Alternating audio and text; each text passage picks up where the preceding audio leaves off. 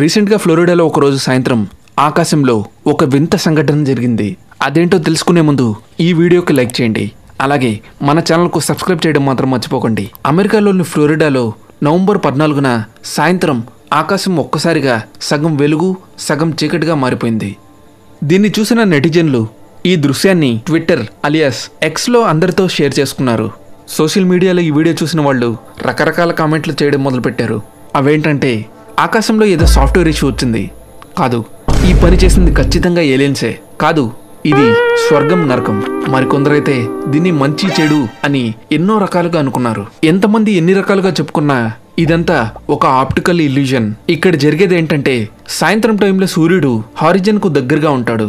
ఈ యాంగిల్ నుంచి సూర్యుడి యొక్క వెలుగు వస్తున్నప్పుడు ఈ మేఘాలు సూర్యుడి యొక్క కాంతిని అవతలకు వెళ్లకుండా అడ్డుకుంటున్నాయి. అప్పుడు ఏర్పడ్డ ఈ మేఘాల యొక్క నీడ ఇలా ఏర్పడి అందరినీ కాసేపు ఆశ్చర్యానికి గురిచేసింది.